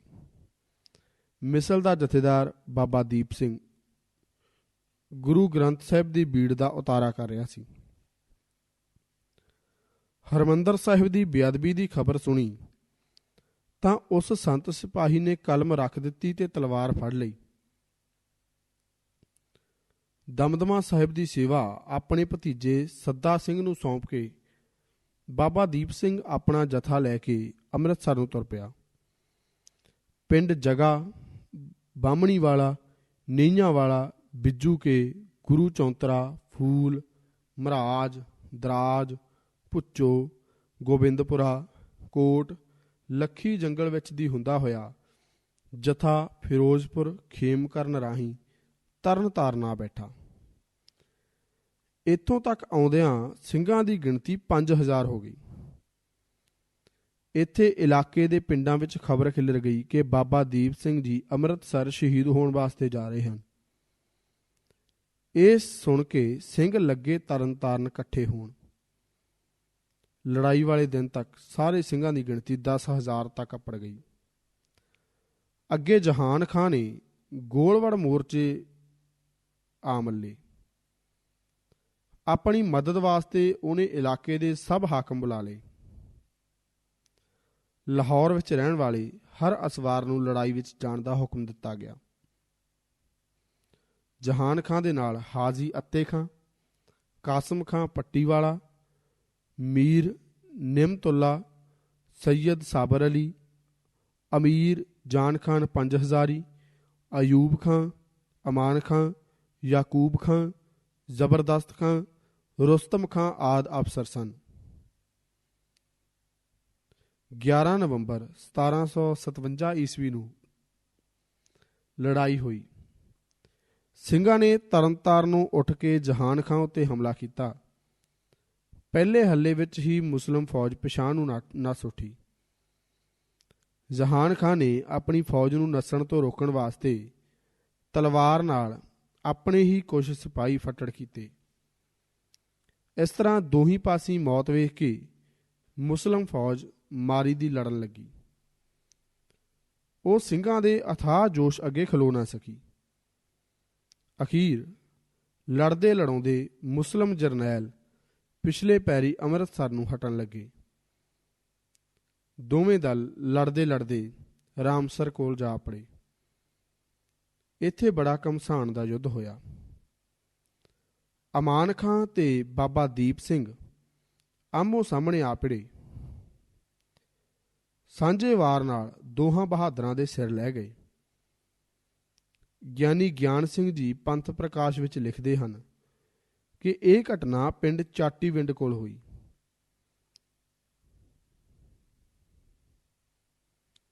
ਕੋਲੋਂ ਇੱਕ ਸਿੰਘ ਨੇ ਬੋਲੀ ਮਾਰੀ ਕਿ ਬਾਬਾ ਜੀ, ਆਪ ਨੇ ਤਾਂ ਅੰਮ੍ਰਿਤਸਰ ਪਹੁੰਚ ਕੇ ਸੀਸ ਭੇਟ ਕਰਨ ਦਾ ਵਚਨ ਕੀਤਾ ਸੀ, ਪਰ ਹੁਣ ਰਾਹੇ ਆਸਣ ਜਮਾ ਬਹਿਣ ਲੱਗੇ ਹੋ। ਇਹ ਸੁਣ ਕੇ ਬਾਬਾ ਦੀਪ ਸਿੰਘ ਨੇ ਖੱਬੇ ਹੱਥ ਤੇ ਸਿਰ ਧਰ ਲਿਆ ਤੇ ਲੜਦੇ ਹੋਏ ਰਾਮਸਰ ਕੋਲ ਜਾ ਪੜੇ। ਸਿੰਘਾਂ ਨੇ ਕਿਹਾ, ਧੰਨ ਬਾਬਾ ਦੀਪ ਸਿੰਘ, ਜਿਸ ਦਾ ਧੜ ਲੜਦਾ ਅੰਮ੍ਰਿਤਸਰ ਆ ਪੁੱਜਾ ਹੈ। ਇਹ ਵਾਕ ਸੁਣ ਕੇ ਬਾਬਾ ਜੀ ਨੇ ਉੱਥੇ ਹੀ ਸਿਰ ਧਰ ਦਿੱਤਾ। ਬਾਕੀ ਇਤਿਹਾਸਾਂ ਵਿੱਚ ਲਿਖਿਆ ਹੈ ਕਿ ਬਾਬਾ ਜੀ ਸ਼ਹੀਦ ਹੀ ਗੁਰਦੁਆਰਾ ਰਾਮਸਰ ਕੋਲ ਹੋਏ। ਉੱਥੇ ਅੱਜ ਤੱਕ ਸ਼ਹੀਦਗੰਜ ਹੈ। ਬਾਬਾ ਦੀਪ ਸਿੰਘ ਦੇ ਸ਼ਹੀਦ ਹੋਣ ਤੇ ਵੀ ਲੜਾਈ ਮੁੱਕੀ ਨਹੀਂ। ਸਿੰਘ ਸ਼ੇਰਾਂ ਵਾਂਗ ਹੱਲੇ ਕਰਦੇ ਤੇ ਲਹੂ ਦੀ ਹੋਲੀ ਖੇਡਦੇ ਅੱਗੇ ਵਧਦੇ ਗਏ। ਗੁਰੂ ਕੇ ਬਾਗ, ਅੰਮ੍ਰਿਤ ਸਰੋਵਰ ਦੀਆਂ ਪਰਿਕਰਮਾ ਤੇ ਅਕਾਲ ਤਖਤ ਦੇ ਪਿਛਲੇ ਪਾਸੇ ਤੱਕ ਬੜਾ ਲਹੂ ਡੋਲਮਾ ਘਮਸਾਨ ਹੋਇਆ। ਵੈਰੀ ਹਰਿਮੰਦਰ ਸਾਹਿਬ ਤੇ ਅਕਾਲ ਤਖਤ ਛੱਡ ਕੇ ਪਿੱਛੇ ਹਟ ਗਿਆ। ਰਾਤ ਪਈ, ਲੜਾਈ ਬੰਦ ਹੋਈ। ਦੋਹਾਂ ਧਿਰਾਂ ਦੇ ਹਜ਼ਾਰਾਂ ਸਿਪਾਹੀ ਤੇ ਕਈ ਨਾਮਵਰ ਸਰਦਾਰ ਮਾਰੇ ਗਏ। ਸਰਦਾਰ ਦਿਆਲ ਸਿੰਘ ਦੇ ਹੱਥੋਂ ਅਮੀਰ ਜਾਨ ਖਾਨ ਮਾਰਿਆ ਗਿਆ। ਬਾਬਾ ਦੀਪ ਸਿੰਘ ਦੇ ਹੱਥੋਂ ਯਾਕੂਬ ਖਾਂ, ਮੀਰ ਨਿਯਮਤੁੱਲਾ ਤੇ ਅਮਾਨ ਖਾਂ ਮਾਰੇ ਗਏ। ਸੈਯਦ ਸਾਬਰ ਅਲੀ ਤੇ ਸਰਦਾਰ ਹੀਰਾ ਸਿੰਘ ਆਪਸ ਵਿੱਚ ਲੜ ਕੇ ਸ਼ਹੀਦ ਹੋਏ। ਸਰਦਾਰ ਬਲਵੰਤ ਸਿੰਘ ਨੇ ਜ਼ਬਰਦਸਤ ਖਾਂ ਨੂੰ ਚੱਕਰ ਨਾਲ ਮਾਰਿਆ। ਫਿਰ ਰੁਸਤਮ ਖਾਂ ਤੇ ਬਲਵੰਤ ਸਿੰਘ ਸਾਂਝੇ ਵਾਰ ਨਾਲ ਸ਼ਹੀਦ ਹੋਏ। ਜਿੱਥੇ ਜਿੱਥੇ ਕੋਈ ਸਿੰਘ ਸ਼ਹੀਦ ਹੋਇਆ ਉੱਥੇ ਉੱਥੇ ਉਹਨਾਂ ਦਾ ਸ਼ਹੀਦਗੰਜ ਬਣਿਆ ਹੋਇਆ ਹੈ। ਸਰਦਾਰ ਨੌਧ ਸਿੰਘ ਪਿੰਡ ਚੱਬੇ ਕੋਲ ਸ਼ਹੀਦ ਹੋਇਆ, ਜਿਸ ਦਾ ਸ਼ਹੀਦਗੰਜ ਪੱਕੀ ਸੜਕ ਦੇ ਵਿੱਚ ਬਣਿਆ ਹੋਇਆ ਹੈ। ਹਰੀ ਸਿੰਘ ਤੇ ਵੀਰ ਸਿੰਘ ਸੰਘਰਾਣੇ ਕੋਲ ਸ਼ਹੀਦ ਹੋਏ। ਮਤਾਬ ਸਿੰਘ ਗਿੱਲ ਬਾਬਾ ਦੀਪ ਸਿੰਘ ਕੋਲ ਚਾਟੀਵਿੰਡ ਦੇ ਦਰਵਾਜ਼ੇ ਅੱਗੇ ਸ਼ਹੀਦ ਹੋਏ। ਧਰਮ ਸਿੰਘ ਬਵੇਕਸਰ ਕੋਲ ਸ਼ਹੀਦ ਹੋਇਆ। ਕੌਰ ਸਿੰਘ, ਮੰਨਾ ਸਿੰਘ, ਬਸੰਤ ਸਿੰਘ ਤੇ ਵੀਰ ਸਿੰਘ ਮੰਗਣੀ ਰਾਮ ਦੇ ਅਖਾੜੇ ਕੋਲ ਸ਼ਹੀਦ ਹੋਏ।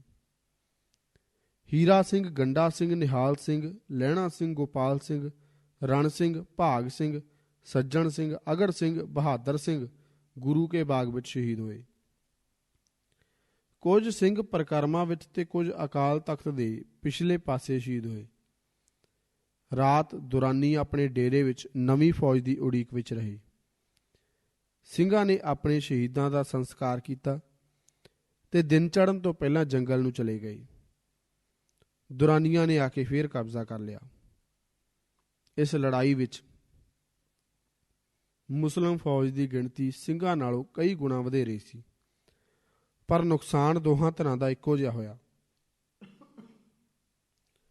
ਅਬਦਾਲੀ ਦੇ ਹਮਲੇ ਵੇਲੇ ਸਿੰਘਾਂ ਨੇ ਦੁਆਬਾ ਜਲੰਧਰ ਦਾ ਬਹੁਤ ਬੁਰਾ ਹਾਲ ਕੀਤਾ ਸੀ। ਸਰਹੰਦ ਤੋਂ ਲਾਹੌਰ ਆਉਂਦਿਆਂ ਹੋਇਆਂ ਦੁਰਾਨੀ ਫੌਜ ਦਾ ਇੱਕ ਦਸਤਾ ਸਿੰਘਾਂ ਨੇ ਕਰਤਾਰਪੁਰ ਕੋਲ ਕਤਲ ਕਰ ਦਿੱਤਾ ਸੀ। ਉਸ ਦਾ ਬਦਲਾ ਲੈਣ ਵਾਸਤੇ ਜਹਾਨ ਖਾਂ ਨੇ ਜਲੰਧਰ ਨੂੰ ਫੌਜ ਭੇਜੀ। ਜਲੰਧਰ ਦੇ ਫੌਜਦਾਰ ਨਾਸਰ ਅਲੀ ਨੇ ਉਸ ਫੌਜ ਦੀ ਮਦਦ ਨਾਲ ਕਰਤਾਰਪੁਰ ਨੂੰ ਘੇਰ ਲਿਆ ਤੇ ਸੋਢੀ ਬੜਭਾਗ ਸਿੰਘ ਨੂੰ ਫੜ ਕੇ ਬਹੁਤ ਮਾਰਿਆ। ਰਾਤ ਨੂੰ ਸੋਢੀ ਕਿਸੇ ਢੰਗ ਨਾਲ ਵੈਰੀ ਦੀ ਕੈਦ ਵਿੱਚੋਂ ਨਿਕਲ ਕੇ ਪਹਾੜਾਂ ਨੂੰ ਚਲਾ ਗਿਆ ਤੇ ਪਿੰਡ ਬਹੇੜੀ ਵਿੱਚ ਜਾ ਡੇਰਾ ਲਾਇਆ। ਨਾਸਰ ਅਲੀ ਨੇ ਗੁਰਦੁਆਰਾ ਥੰਮ ਸਾਹਿਬ ਸਾੜ ਦਿੱਤਾ ਤੇ ਉਸ ਵਿੱਚ ਗਾਈ ਮਾਰੀਆਂ, ਸ਼ਹਿਰ ਲੁੱਟ ਲਿਆ ਤੇ ਉੱਥੋਂ ਦੀਆਂ ਹਿੰਦੂ ਦੇਵੀਆਂ ਫੜ ਕੇ ਮੁਸਲਮਾਨ ਬਣਾ ਲਈਆਂ। ਇਹ ਘਟਨਾ ਦਸੰਬਰ 1757 ਈਸਵੀ ਦੀ ਹੈ। ਇਹ ਖਬਰ ਸੁਣ ਕੇ ਸਿੰਘ ਭੜਕ ਉੱਠੇ। ਸਿੰਘਾਂ ਦਾ ਇੱਕ ਜਥਾ ਪਹਾੜਾਂ ਤੋਂ ਉਤਰਿਆ ਤੇ ਜਲੰਧਰ ਵੱਲ ਵਧਿਆ। ਸ਼ਮਸ ਖਾਂ ਬਿਜਵਾੜਾ, ਸੈਦੇ ਖਾਂ ਟਾਂਡਾ, ਜਾਫਰ ਖਾਂ ਹੁਸ਼ਿਆਰਪੁਰ, ਪੈਂਦੇ ਖਾਂ ਬੱਸੀਵਾਲਾ ਆਦਿ ਚੌਧਰੀਆਂ ਤੇ ਫੌਜਦਾਰਾਂ ਨੂੰ ਨਾਲ ਲੈ ਕੇ ਨਾਸਰ ਅਲੀ ਜਲੰਧਰੀਏ ਨੇ ਸਿੰਘਾਂ ਨੂੰ ਜਾ ਰੋਕਿਆ। ਆਦਮਪੁਰ ਕੋਲ ਲੜਾਈ ਹੋਈ, ਜਿਸ ਵਿੱਚ ਸੈਦੇ ਖਾਂ ਤੇ ਜਾਫਰ ਖਾਂ ਮਾਰੇ ਗਏ। ਸਿੰਘਾਂ ਨੇ ਵੇਖਿਆ ਕਿ ਵੈਰੀ ਦੀ ਗਿਣਤੀ ਵਧੇਰੇ ਹੈ ਤਾਂ ਉਹ ਸਮਾਂ ਵਿਚਾਰ ਕੇ ਰਾਤ ਨੂੰ ਚਲੇ ਗਏ। ਪਹਾੜਾਂ ਵਿੱਚ ਅਦੀਨਾ ਬੇਗ ਨੇ ਸੋਢੀ ਬੜਭਾਗ ਸਿੰਘ ਨੂੰ ਮਿਲ ਕੇ ਬੇਨਤੀ ਕੀਤੀ ਕਿ ਆਪ ਦਲ ਖਾਲਸਾ ਨੂੰ ਮੇਰੀ ਮਦਦ ਵਾਸਤੇ ਕਹੋ, ਮੈਂ ਦਾਰੂ ਸਿੱਕਾ ਤੇ ਖਰਚ ਵਾਸਤੇ ਭੇਟਾ ਕਰਾਂਗਾ। ਇਸ ਤਰ੍ਹਾਂ ਆਪ ਥੰਮ ਸਾਹਿਬ ਦਾ ਬਦਲਾ ਲੈ ਸਕੋਗੇ ਤੇ ਮੈਂ ਦੁਰਾਨੀ ਕੋਲੋਂ ਆਪਣਾ ਇਲਾਕਾ ਵਾਪਸ ਲੈ ਸਕਾਂਗਾ। ਵਡਭਾਗ ਸਿੰਘ ਨੇ ਸਰਦਾਰ ਜੱਸਾ ਸਿੰਘ ਆਲੂਵਾਲੀਏ ਰਾਹੀਂ ਦਲ ਖਾਲਸੇ ਨੂੰ ਨਾਲ ਗੰਢ ਲਿਆ। ਅਦੀਨਾ ਬੇਗ ਨੇ ਪੰਥ ਦੇ ਸਾਹਮਣੇ ਨਜ਼ਰਾਨਾ ਤੇ ਕੜਾਹ ਪ੍ਰਸ਼ਾਦ ਦੀ ਦੇਗ ਧਰੀ ਤੇ ਸਿੰਘਾਂ ਦੇ ਇਲਾਕੇ ਵਿੱਚ ਲੁੱਟ ਦਾ ਹੱਕ ਮੰਨ ਲਿਆ। ਮੈੜੀ ਪਿੰਡ ਕੋਲ ਅਦੀਨਾ ਬੇਗ ਦੀ ਫੌਜ ਖਾਲਸਾ ਦਲ ਨਾਲ ਆ ਮਿਲੀ। ਸਰਦਾਰ ਜੱਸਾ ਸਿੰਘ ਨੇ ਅਦੀਨਾ ਬੇਗ ਦੇ ਸਿਰ ਵਿੱਚ ਹਰੀ ਕਣਕ ਤੋੜ ਕੇ ਨਿਸ਼ਾਨੀ ਵਜੋਂ ਟੰਗ ਦਿੱਤੀ ਤੇ ਕਿਹਾ ਕਿ ਤੇਰੀ ਸਾਰੀ ਫੌਜ ਹਰੀ ਕਣਕ ਟੰਗ ਲਵੇ ਤਾਂ ਕਿ ਯੁੱਧ ਵਿੱਚ ਸਿੰਘ ਤੇਰੇ ਸਿਪਾਹੀਆਂ ਦੀ ਪਛਾਣ ਕਰ ਸਕਣ। ਇਹ ਖਬਰਾਂ ਲਾਹੌਰ ਪੁੱਜੀਆਂ ਤਾਂ ਜਹਾਨ ਖਾਂ ਨੇ ਨਾਸਰ ਅਲੀ ਦੀ ਮਦਦ ਵਾਸਤੇ ਮੁਰਾਦ ਖਾਂ ਤੇ ਸਰਬੁਲੰਦ ਖਾਂ ਦੁਰਾਨੀ ਫੌਜ ਸਣੇ ਭੇਜੇ। ਨਾਲ ਹੀ ਅਦੀਨਾ ਬੇਗ ਨੂੰ ਸੁਨੇਹਾ ਭੇਜਿਆ ਕਿ ਲੜਨ ਦੀ ਥਾਂ ਸਿੱਖਾਂ ਦਾ ਸਾਥ ਛੱਡ ਕੇ ਮੇਰੇ ਕੋਲ ਲਾਹੌਰ ਆ ਜਾ, ਤਾਂ ਮੈਂ 36 ਲੱਖ ਸਾਲਾਨਾ ਬਦਲੇ ਤੈਨੂੰ ਜਲੰਧਰ ਦਾ ਇਲਾਕਾ ਦੇਣ ਨੂੰ ਤਿਆਰ ਹਾਂ। ਅਦੀਨਾ ਬੇਗ ਨੂੰ ਦੁਰਾਨੀਆਂ ਵੱਲੋਂ ਚੰਗੇ ਸਲੂਕ ਦੀ ਆਸ ਨਹੀਂ ਸੀ, ਸੋ ਸਮਝੌਤਾ ਨਾ ਹੋਇਆ। ਜਹਾਨ ਖਾਂ ਦਾ ਹੁਕਮ ਪਾ ਕੇ ਸਦੀਕ ਬੇਗ, ਖਵਾਜਾ ਮਿਰਜ਼ਾ ਖਾਂ ਤੇ ਰਾਜਾ ਭੂਪ ਸਿੰਘ ਵੀ ਨਾਸਰ ਅਲੀ ਦੀ ਮਦਦ ਵਾਸਤੇ ਪਹੁੰਚ ਗਏ। ਅਦੀਨਾ ਬੇਗ ਤੇ ਦਲ ਖਾਲਸਾ ਨੇ ਨਾਸਰ ਖਾਂ ਅਲੀ ਦੀਆਂ ਫੌਜਾਂ ਉੱਤੇ ਹੱਲਾ ਕੀਤਾ। ਸਾਰਾ ਦਿਨ ਲਹੂ ਡੋਲਵੀਂ ਲੜਾਈ ਪਿੱਛੋਂ ਰਾਤ ਨੂੰ ਨਾਸਰ ਅਲੀ ਤੇ ਉਹਦੇ ਸਾਥੀ ਜਰਨੈਲ ਜਲੰਧਰ ਆ ਵੜੇ। ਸਿੰਘਾਂ ਨੇ ਦੁਰਾਨੀਆਂ ਦਾ ਡੇਰਾ ਲੁੱਟ ਲਿਆ। ਅਦੀਨਾ ਬੇਗ ਨੇ ਆਪਣੇ ਸਿਪਾਹੀਆਂ ਨੂੰ ਲੁੱਟ ਵਿੱਚ ਹਿੱਸਾ ਨਾ ਲੈਣ ਦਿੱਤਾ ਕਿ ਕਿਤੇ ਸਿੰਘਾਂ ਨਾਲ ਲੜਾਈ ਨਾ ਹੋ ਪਵੇ। ਅਗਲੇ ਦਿਨ ਸਿੰਘਾਂ ਨੇ ਜਲੰਧਰ ਉੱਤੇ ਹੱਲਾ ਕੀਤਾ। ਸਰਬੁਲੰਦ ਖਾਂ ਤੇ ਮੁਰਾਦ ਖਾਂ ਰਾਤ ਹੀ ਲਾਹੌਰ ਨੂੰ ਨੱਸ ਗਏ। ਦਿਨੇ ਨਾਸਰ ਅਲੀ ਨੱਸਣ ਲੱਗਾ ਤਾਂ ਸਿੰਘਾਂ ਦੇ ਕਾਬੂ ਆ ਗਿਆ।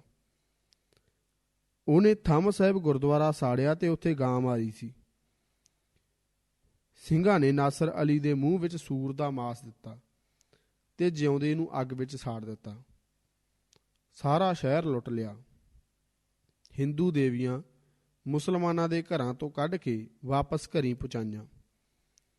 ਅਦੀਨਾ ਬੇਗ ਨੇ ਜਿੱਤ ਦੀ ਖੁਸ਼ੀ ਵਿੱਚ 1.25 ਲੱਖ ਰੁਪਏ ਨਜ਼ਰਾਨਾ ਤੇ 1000 ਦੇਗ ਵਾਸਤੇ ਸਿੰਘਾਂ ਦੀ ਭੇਟਾ ਧਰਿਆ।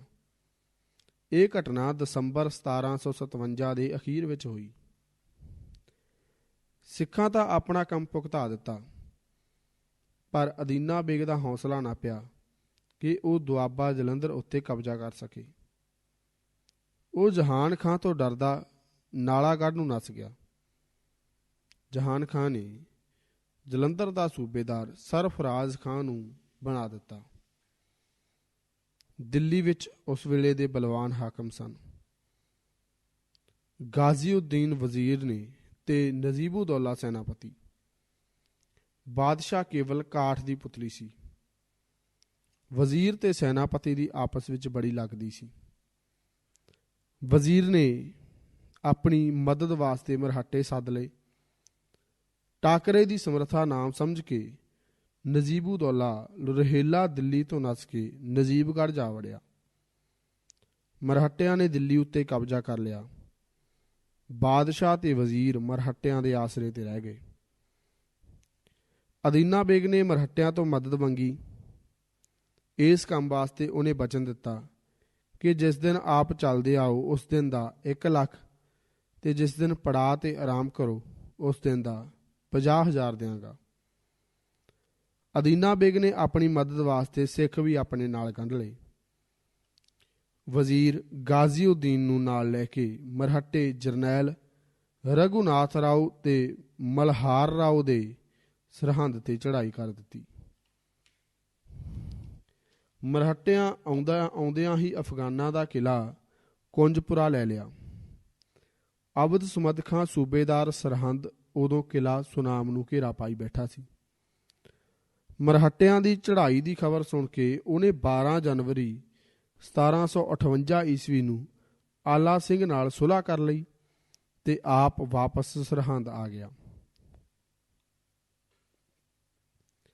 8 ਮਾਰਚ ਨੂੰ ਮਰਹੱਟਾ ਫੌਜਾਂ ਸਰਹੰਦ ਦੇ ਨੇੜੇ ਆ ਪੁੱਜੀਆਂ। ਉੱਥੇ ਅਦੀਨਾ ਬੇਗ ਵੀ ਸਣੇ ਸਿੱਖਾਂ ਉਹਨਾਂ ਨੂੰ ਜਾ ਮਿਲਿਆ। ਮਰਹੱਟਾ ਫੌਜ ਦੀ ਗਿਣਤੀ 1 ਲੱਖ ਦੇ ਲਗਭਗ ਸੀ। ਦੁਰਾਨੀ ਸੂਬੇਦਾਰ ਸਰਹੰਦ ਵਿੱਚ ਕਿਲਾ ਬੰਦ ਹੋ ਬੈਠਾ। ਬਾਹਰੋਂ ਸਿੱਖਾਂ ਤੇ ਮਰਹੱਟਿਆਂ ਨੇ ਹਮਲੇ ਕਰਕੇ ਉਹਦੀ ਜਾਨ ਤੰਗ ਕਰ ਦਿੱਤੀ। ਦੁਰਾਨੀਆਂ ਨੂੰ ਜਿੱਤ ਦੀ ਕੋਈ ਆਸ ਨਾ ਰਹੀ ਤਾਂ ਅਬਦ ਸੁਮਦ ਖਾਂ ਤੇ ਜੰਗਬਾਜ਼ ਖਾਂ ਕਿਲਾ ਛੱਡ ਕੇ ਨੱਸ ਤੁਰੇ। ਪਰ ਮਾੜੇ ਭਾਗਾਂ ਨੂੰ ਮਰਹੱਟਿਆਂ ਦੇ ਕਾਬੂ ਆ ਗਏ ਤੇ ਦੋਵੇਂ ਕੈਦ ਕਰ ਲਏ ਗਏ। ਸਿੰਘਾਂ ਤੇ ਮਰਹੱਟਿਆਂ ਰੱਜ ਕੇ ਸਰਹੰਦ ਲੁੱਟੀ। ਸਿੰਘ ਅੱਗੇ ਸਰਹੰਦ ਦੇ ਜਾਣੂ ਸਨ। ਉਹਨਾਂ ਲੁੱਟ ਦਾ ਮਾਲ ਵਧੇਰੇ ਹਾਸਲ ਕਰ ਲਿਆ। ਇਸ ਗੱਲੋਂ ਮਰਹੱਟਿਆਂ ਨੂੰ ਬੜਾ ਗੁੱਸਾ ਆਇਆ। ਉਹਨਾਂ ਸਿੰਘਾਂ ਦਾ ਡੇਰਾ ਲੁੱਟਣ ਦੀ ਸਲਾਹ ਬਣਾ ਲਈ। ਅਦੀਨਾ ਬੇਗ ਨੇ ਸਿੱਖਾਂ ਨੂੰ ਇਹ ਗੱਲ ਦੱਸ ਦਿੱਤੀ। ਸਿੰਘ ਸਮੇਂ ਸਿਰ ਕੂਚ ਕਰਕੇ ਮਾਝੇ ਨੂੰ ਆ ਗਏ। ਸਦੀਕ ਬੇਗ ਨੂੰ ਸਰਹੰਦ ਦਾ ਹਾਕਮ ਬਣਾ ਕੇ ਮਰਹੱਟੇ ਲਾਹੌਰ ਵੱਲ ਵਧੇ। ਸਦੀਕ ਬੇਗ ਸਦਾ ਕਿਸੇ ਹਾਕਮ ਦਾ ਨਾਇਬ ਹੀ ਬਣਦਾ ਰਿਹਾ ਤੇ ਹਰ ਵਾਰ ਆਪਣੇ ਮਾਲਕ ਦੇ ਵਿਰੁੱਧ ਹਮਲਾ ਕਰਨ ਵਾਲੇ ਦਾ ਸਾਥ ਦੇ ਕੇ ਫਿਰ ਹਕੂਮਤ ਵਿੱਚ ਆਪਣਾ ਹਿੱਸਾ ਕਾਇਮ ਕਰ ਲੈਂਦਾ ਰਿਹਾ। ਮਰਹੱਟੇ ਤੇ ਅਦੀਨਾ ਬੇਗ ਲਾਹੌਰ ਨੂੰ ਤੁਰੇ ਤੇ ਵਜ਼ੀਰ ਗਾਜ਼ੀਉਦੀਨ ਲਾਹੌਰ ਤੋਂ ਹੀ ਵਾਪਸ ਦਿੱਲੀ ਨੂੰ ਮੁੜ ਗਿਆ। ਕੁਝ ਚਿਰ ਪਿੱਛੋਂ ਉਹਨੇ ਨਜੀਬ-ਉਦ-ਦੌਲਾ ਨੂੰ ਨਜੀਬਗੜ੍ਹ ਵਿੱਚ ਜਾ ਕੇ ਰਿਹਾ। ਮਰਹੱਟੇ ਸਤਲੁਜ ਟੱਪੇ ਤਾਂ ਤੈਮੂਰ ਤੇ ਜਹਾਨ ਖਾਂ ਲਾਹੌਰ ਖਾਲੀ ਕਰਕੇ ਕਾਬਲ ਨੂੰ ਤੁਰ ਪਏ। 9 ਅਪ੍ਰੈਲ ਨੂੰ ਉਹ ਸਮਾਨ ਲੱਦ ਕੇ ਸ਼ਾਹਦਰੇ ਜਾ ਬੈਠੇ। 11 ਅਪ੍ਰੈਲ ਨੂੰ ਮਰਹੱਟਿਆਂ ਬਿਨਾਂ ਟੱਕਰੇ ਲਾਹੌਰ ਲੈ ਲਿਆ। ਮੁਰਾਦ ਬੇਗਮ ਤੇ ਖਵਾਜਾ ਮਿਰਜ਼ਾ ਮਰਹੱਟਿਆਂ ਨਾਲ ਲਾਹੌਰ ਆਏ।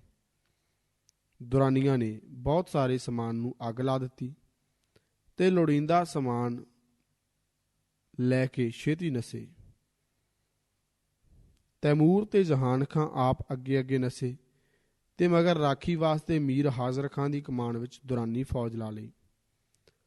ਅਗਲੇ ਦਿਨ ਖਵਾਜਾ ਮਿਰਜ਼ਾ ਤੇ ਮਰਹੱਟਿਆਂ ਨੇ ਹਮਲਾ ਕਰਕੇ ਮੀਰ ਹਾਜ਼ਰ ਖਾਂ ਸਣੇ ਫੌਜ ਫੜ ਲਿਆ।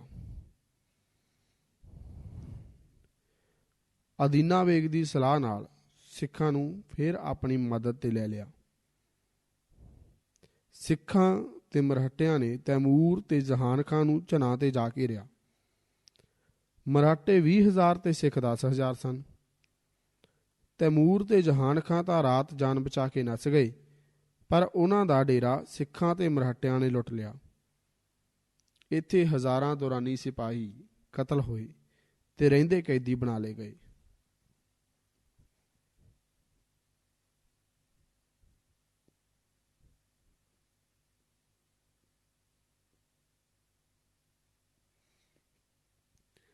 ਮਰਾਠਿਆਂ ਨੇ ਸਾਰਾ ਪੰਜਾਬ ਮੰਨ ਲਿਆ। ਦੂਜੇ ਪਾਸੇ ਮੁਲਤਾਨ ਤੱਕ ਉਹਨਾਂ ਦੀਆਂ ਫੌਜਾਂ ਜਾ ਪੁੱਜੀਆਂ। ਅਬਦਾਲੀ ਤੋਂ ਡਰਦੇ ਉਹ ਪੰਜਾਬ ਉੱਤੇ ਆਪਣਾ ਕਬਜ਼ਾ ਸਿੱਧਾ ਨਹੀਂ ਸਨ ਰੱਖਣਾ ਚਾਹੁੰਦੇ। ਉਹਨਾਂ ਮੁਲਤਾਨ, ਲਾਹੌਰ ਤੇ ਸਰਹੰਦ 75 ਲੱਖ ਸਾਲਾਨਾ ਬਦਲੇ ਅਦੀਨਾ ਬੇਗ ਨੂੰ ਦੇ ਦਿੱਤਾ ਤੇ ਉਸ ਨੂੰ ਨਵਾਬ ਦਾ ਖਿਤਾਬ ਬਖਸ਼ਿਆ। 5 ਜੂਨ 1758 ਈਸਵੀ ਨੂੰ ਮਰਹੱਟੇ ਜੈਲ ਵਾਪਸ ਥਾਨੇਸਰ ਆ ਗਏ। ਇਸ ਗੜਬੜ ਦੇ ਸਮੇਂ ਸਿੱਖਾਂ ਨੇ ਆਪਣਿਆਂ ਇਲਾਕਿਆਂ ਵਿੱਚ ਥਾਂ-ਥਾਂ ਕੱਚੇ ਕਿਲੇ ਬਣਾ ਲਏ। ਉਹ ਜਾਣਦੇ ਸਨ ਕਿ ਹੁਣ ਅਦੀਨਾ ਬੇਗ ਨਾਲ ਟੱਕਰ ਲੈਣੀ ਪਏਗੀ। ਅਦੀਨਾ ਬੇਗ ਨੇ ਆਪਣੀ ਰਾਜਧਾਨੀ ਬਟਾਲੇ ਦੇ ਇਲਾਕੇ ਵਿੱਚ ਦੀਨਾ ਨਗਰ ਬਣਾ ਲਈ। ਉਹਨੇ ਆਪਣੇ ਮਾਤਹਿਤ ਲਾਹੌਰ ਵਿੱਚ ਖਵਾਜਾ ਮਿਰਜ਼ਾ ਖਾਂ, ਜੋ ਹੁਣ ਉਸ ਦਾ ਜਵਾਈ ਬਣ ਚੁੱਕਾ ਸੀ, ਨੂੰ ਸੂਬੇਦਾਰ ਤੇ ਉਸਦੇ ਭਰਾ ਖਵਾਜਾ ਸਦੀਕ ਖਾਂ ਨੂੰ ਨਾਇਬ ਥਾਪਿਆ। ਸਦੀਕ ਬੇਗ ਨੂੰ ਸਰਹੰਦ ਦਾ ਫੌਜਦਾਰ ਬਣਾਇਆ ਗਿਆ। ਮੁਰਾਦ ਬੇਗਮ ਅਦੀਨਾ ਬੇਗ ਨਾਲ ਬਟਾਲੇ ਚਲੀ ਗਈ। ਪੰਜਾਬ ਦਾ ਹੁਕਮਰਾਨ ਬਣ ਕੇ ਅਦੀਨਾ ਬੇਗ ਨੇ ਸਭ ਤੋਂ ਪਹਿਲਾਂ ਸਿੱਖਾਂ ਨੂੰ ਖਤਮ ਕਰਨ ਦਾ ਇਰਾਦਾ ਬਣਾਇਆ। 10,000 ਫੌਜ ਉਹਦੀ ਪੁਰਾਣੀ ਹੈਗੀ ਸੀ ਤੇ ਕਈ ਹਜ਼ਾਰ ਨਵੀਂ ਹੋਰ ਭਰਤੀ ਕਰ ਲਈ। ਪੰਜਾਬ ਭਰ ਦੇ ਛੋਟੇ ਵੱਡੇ ਹਾਕਮ ਤੇ ਚੌਧਰੀ ਉਹਨੇ ਇਸ ਕੰਮ ਵਾਸਤੇ ਆਪਣੇ ਨਾਲ ਗੰਢ ਲਏ। ਸਿੱਖ ਵੀ ਇਸ ਚਾਲ ਨੂੰ ਤਾੜ ਗਏ ਤੇ ਬਹੁਤ ਸਾਰੇ ਦੀਨਾ ਨਗਰ ਦੇ ਉਦਾਲੇ ਆ ਇਕੱਠੇ ਹੋਏ। ਅਦੀਨਾ ਬੇਗ ਨੇ ਦੀਵਾਨ ਹੀਰਾਮਲ ਤੇ ਆਕਲ ਦਾਸ ਨੂੰ ਫੌਜ ਦੇ ਕੇ ਸਿੱਖਾਂ ਦੇ ਟਾਕਰੇ ਤੇ ਘੱਲਿਆ। ਕਾਦੀਆਂ ਕੋਲ ਬੜੀ ਭਾਰੀ ਲੜਾਈ ਹੋਈ, ਜਿਸ ਵਿੱਚ ਹੀਰਾਮਲ ਮਾਰਿਆ ਗਿਆ। ਸਿੱਖਾਂ ਨੇ ਉਹਨਾਂ ਦੇ ਡੇਰਾ ਲੁੱਟ ਲਿਆ। ਗੁੱਸੇ ਵਿੱਚ ਅਦੀਨਾ ਬੇਗ ਨੇ ਸਿੱਖਾਂ ਦੀ ਕਤਲੇਆਮ ਦਾ ਹੁਕਮ ਦੇ ਦਿੱਤਾ। ਇਲਾਕੇ ਦੇ ਚੌਧਰੀਆਂ ਤੇ ਹਾਕਮਾਂ ਨੂੰ ਸਖਤ ਹੁਕਮ ਭੇਜੇ ਗਏ ਕਿ ਸਿੱਖਾਂ ਦਾ ਖੁਰਾ ਖੋਜ ਮਿਟਾ ਦਿੱਤਾ ਜਾਏ।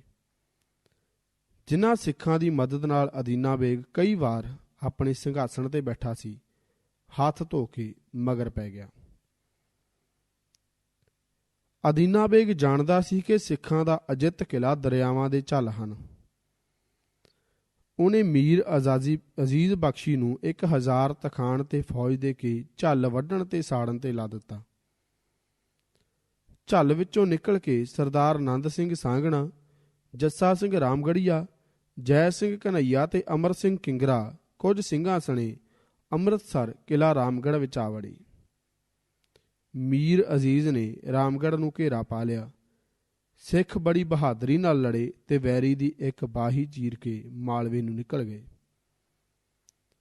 ਸਿੰਘ ਦੁਆਬੇ ਤੇ ਮਾਲਵੇ ਵਿੱਚ ਲੁੱਟਮਾਰ ਕਰਦੇ ਹੋਏ ਆਨੰਦਪੁਰ ਨੂੰ ਜਾ ਰਹੇ ਸਨ। ਉਹਨਾਂ ਦਾ ਡੇਰਾ ਪਿੰਡ ਸੰਘੋਲੇ ਵਿੱਚ ਸੀ।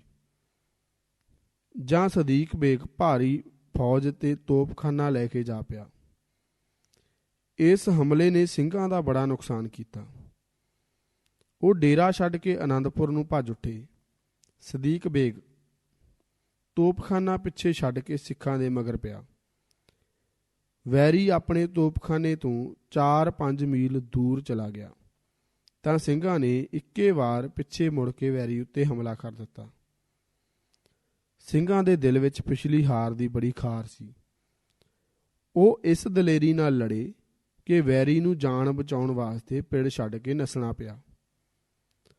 ਸਦੀਕ ਬੇਗ ਭੱਜ ਕੇ ਸਰਹੰਦ ਜਾ ਵੜਿਆ। ਸਿੰਘਾਂ ਨੇ ਉਹਦਾ ਡੇਰਾ ਲੁੱਟ ਲਿਆ।